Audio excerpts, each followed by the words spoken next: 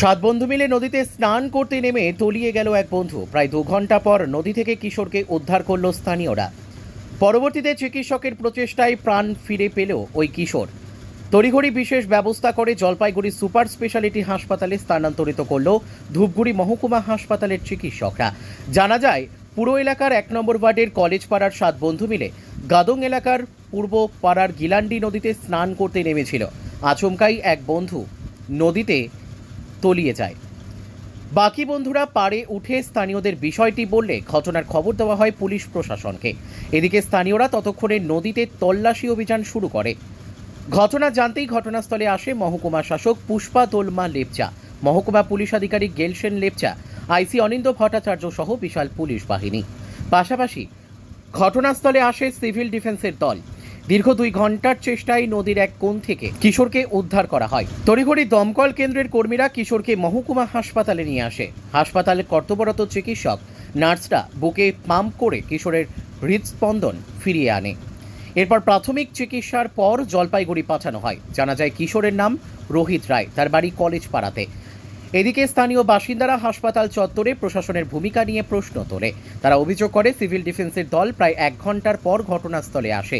তারা কাজ শুরু করতে অতিরিক্ত সময় ব্যয় করে। স্থানীয়রাই নদীতে নেমে কিশোরকে উদ্ধার করে বলে দাবি এলাকার বাসিন্দাদের। যদিও প্রশাসনের দাবি, সিভিল ডিফেন্সের দল নদীতে নেমে তল্লাশি চালায়। বিনোদ দর্শন পালন করছে, কোনো মানে যে হাত লাগাইয়া যে কোনো উদ্যোগ নিবে, আজকে যদি পুলিশ প্রশাসন তড়িঘড়ি উদ্যোগ নিত বা সময় মতো ডুবরি পৌঁছাতো, তাহলে ছেলেটার আজকে এই পরিস্থিতি আসতো না। তাহলে কে উদ্ধার করবে ছেলেটাকে? সে স্থানীয় লোকেই সেইখানে ইসে করলো উদ্ধার। কতজন স্নান করতে গেছিল? 5-6 জন। কতক্ষণ পর ছেলেটা কলেজ পাড়ার 1 নম্বর ওয়ার্ডের লালু স্কুল পাড়ার বাসিন্দা বাচ্চাকে আমাদের, ঠিক আছে? বয়স কত? তার 14 মতো হবে, 14 বছর।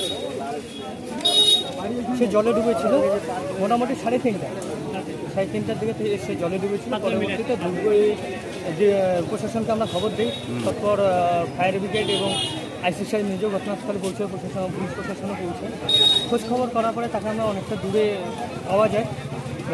ফায়ার তো জলে করতে পারেনি, স্থানীয় বাসিন্দারাই অনেকেই জলে নেমেছিল। মানে স্থানীয় বাসিন্দারাই উদ্ধার করলো বাচ্চাটাকে। তারপরে ফায়ারের সহযোগিতা আমরা হসপিটাল অবধি নিয়ে আসি। তবে দুঃখের বিষয় আমাদের এইটাই যে আদৌ যে আমাদের প্রশাসনের কিছু খামতি, সেটা আমাদের চোখে আজকে বললো। কারণ যেসব কিউআরটি আমাদের ইয়ের থেকে জলপাইগুড়ি থেকে আসে উদ্ধার কাজ করার জন্য, তারা এমনিতেও কোনো খবর ঘটনা ঘটার পরে যে খবরটা পায় তার 1 ঘন্টা 100 ঘন্টা পরে তারা জলপাইগুড়ি থেকে আমাদের ধূপগুড়িতে আসতে সময়টা লাগে বা পৌঁছায়, ঠিক আছে? কিন্তু তারা ঘটনাস্থলে পৌঁছানোর পর যে তড়িঘড়ি উদ্ধার কাজে হাত লাগাবে, আজকে আমরা সেটা দেখলাম না। ওরা গাড়ির থেকে নাইমা নিয়ে দাঁড়ায়, ওনারা গেট খুলতেছে, কেউ রাস্তায় দাঁড়ায় সিগারেট টানতেছে। এটা কি কোনো রকম কোনো কিউআরটির সহযোগিতা হতে পারে? এটা আমরা আশা করি না। আমরা মনে করতেছি কিউআরটির আরও সচেতন থাকা প্রয়োজন। ধূপগুড়ি থেকে ভাস্কর মহন্তের রিপোর্ট, আমাদের টিভি।